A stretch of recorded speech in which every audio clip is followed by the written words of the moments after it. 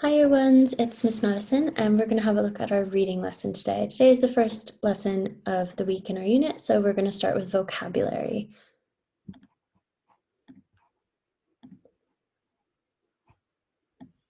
Right, so since this is our first day back after the holiday, we're starting a new unit this term, and it's really exciting because it's the first time that we've read a proper story in our reading lessons. We've done lots of reading, short stories, we've done some little comprehensions, but this is the first time that we get to do our big year 1, year 2 work where we're working on a whole text. So the text this term is The Tiger Who Came to Tea by Judith Kerr.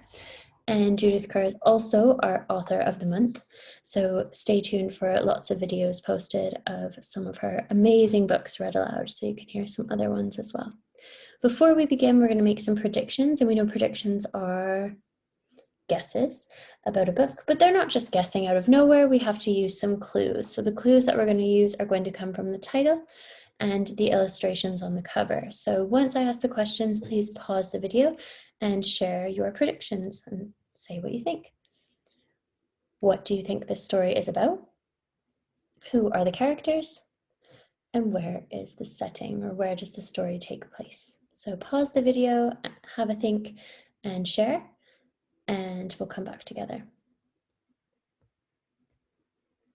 Lovely. So let's go through some of the questions together and see if you've used some clues to help you with your predicting. So question number 1, what do you think the story is about? Well, we can use our guesses from what we read in the title, The Tiger Who Came to Tea.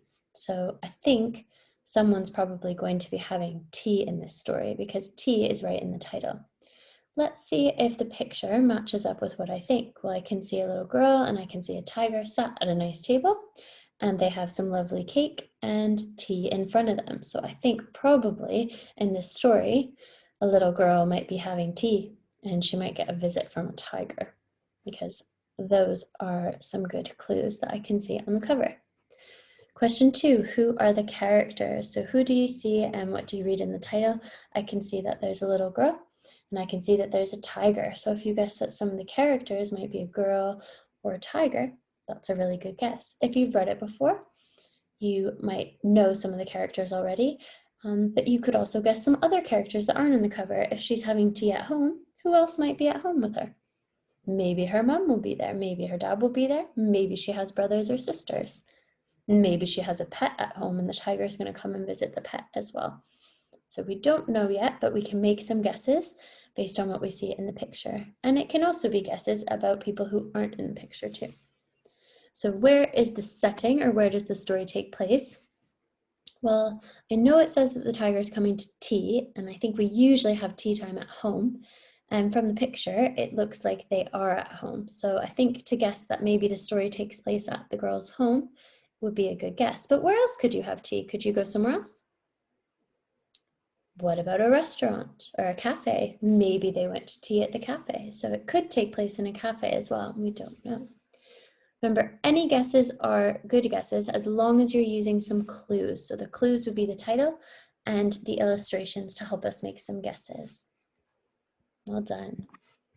So today our learning objective is to explore vocabulary in the story, and we're going to use the story to help us make some guesses about what some of those words could mean. Some of them might be new words and some of them might be words that you've already seen before. We're going to get started reading together.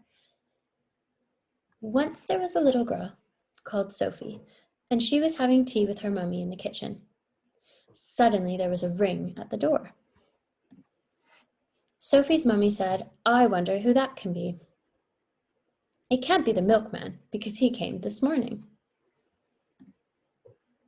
All right, so let's go back to the first page, and this time I'd like you to pause the video and either by yourself or maybe with the support of an adult or an older sibling or friend in your house, you can have a go at reading the sentence independently.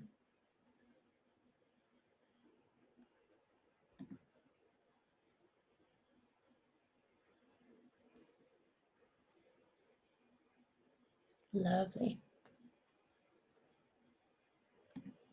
So now we're going to do a little bit of my turn, your turn reading. So I'm going to read a sentence, and then when I point towards the camera or put my hand up like this, I want you to have a go at saying or reading the sentence back to me. So once there was a little girl called Sophie, and she was having tea with her mummy in the kitchen. Well done. That's a long sentence. Suddenly, there was a ring at the door.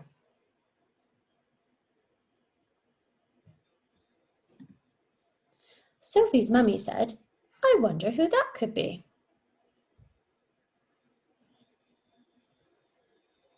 It can't be the milkman because he came this morning. Well done. And if you'd like a little more practice, you can pause the video or rewind the video and go back and try it again. Good reading.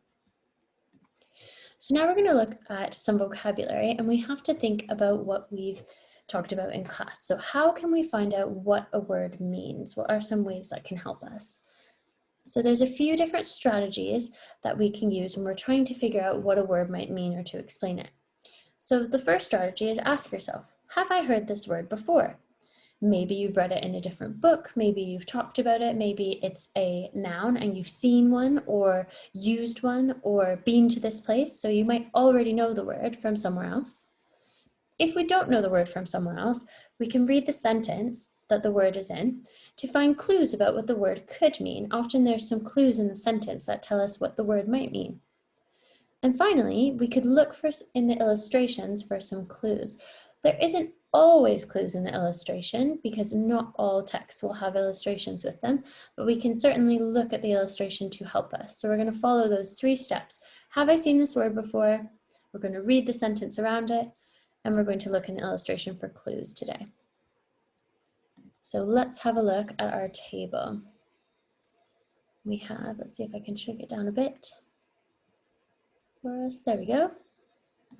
So we've got 4 different words, and what I'd like you to do is on a piece of paper, if you have the space, you can fold it into 4s like we do at class, or you can draw a nice cross through the middle so that you have 4 nice squares that you can write and draw in. And I'd like you to pause the video and record with your pencil. I want you to write down the 4 words that we're going to be looking at today. So we have suddenly, ring, milkman, and morning. Suddenly, ring, milkman, and morning. So let's have a think. Are there any of those words that you recognize? You might know those words already.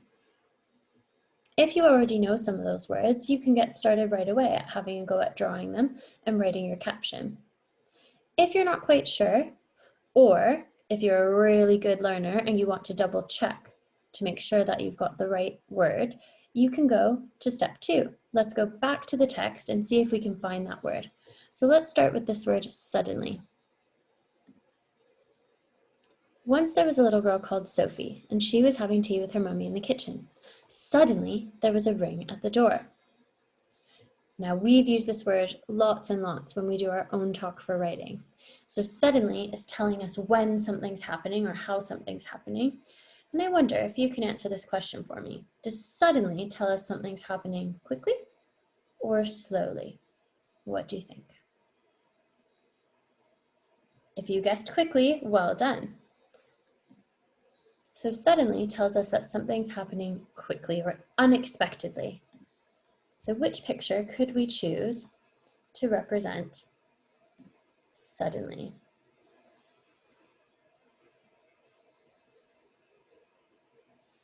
That's right, if you guessed it. Here we have this lovely character, and in his thought bubble he's saying, wow, because when something happens suddenly or unexpectedly, we're often surprised. So we're going to draw our picture in the box, and as a next step, you can write what you think that word means.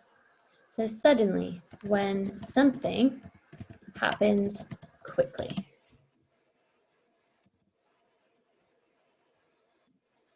Lovely. Let's have a go at ring, and let's use those strategies. So ring, I think, well, I know the word ring. I see the word ring on my sound mat. It's a piece of jewelry. It's something you can wear on your finger. Okay, but if we're really good learners, we'll try step 2 just to be sure. So let's read the sentence that the word ring is in. There was a ring at the door. Oh, a ring at the door. Well, I'm not sure in this story if that's what they mean, if somebody left a ring piece of jewelry at the door. What other meaning could there be for ring? There was a ring at the door. Have a look at some of the pictures. They might give you some clues. That's right. If you guess this picture where the boy is ringing the doorbell, then well done, you're absolutely right. There's a ring at the door. Someone is ringing the doorbell. Let's have a look at the next word. We have milkman. Go to the next page. Sophie's mummy said, I wonder who that can be. It can't be the milkman because he came this morning. Milkman. Can't be the milkman because he came this morning. Milkman, well, it says he came, so someone has, so it could be a person. And what would his job be? Now this is where we can use step 3 and look in the illustration. Can you guess what his job might be? Give you a clue, it might be in his name. You guessed it. A milkman brings the milk. So let's go back to our pictures, see if we can find the picture that will represent milkman. That's right, there he is carrying the milk. See if you can draw your own milkman. Have a go. Pause the video each time you draw so it doesn't go too fast for you. Draw the milkman. And for our friends who are ready for our next step, we can write a caption. So milkman is the man who brings the milk. So just like how now we see Tesco and Asda and Sainsbury's delivery drivers bringing by lots of groceries when everyone's in lockdown, this story was written a long time ago, and a long time ago there would be milkmen, or usually men, but sometimes women, who bring the milk around to everyone's house, but their job was just to bring the milk. They didn't bring any other groceries. So Sophie's mum said it can't be the milkman because he came this morning. Can't be the milkman because he came this morning. So let's think about morning. So we know it tells us when the milkman came to the house. How could we show morning? Are we going to draw bright sunshine and someone getting out of bed? Or is it when we go to bed? Have a think. If you guess that morning is when we get up and come out of bed to start our day, then what a great guess. We've got a lovely picture here to show the morning, so you might want to draw your own picture of someone getting out of bed and the sunshine, because it's very nice when the sun is shining in the morning, like it was this morning. So the morning. And for your caption, are we going to write that it's the start of the day or the end of the day? That's right, the start of the day. Lovely. So when you're all finished, you should have a lovely picture that you've drawn of your 4 different words and an illustration to show what those words mean. And if you're ready for the next step, which I know most of you year ones are, you can write a little caption to explain what that word means. And tomorrow when we come back, it's going to be great for us to know these words because we're going to be reading them in our story tomorrow when we do some retrieval. So well done, everybody. I can't wait to see pictures of your amazing illustrations, and we will see you tomorrow.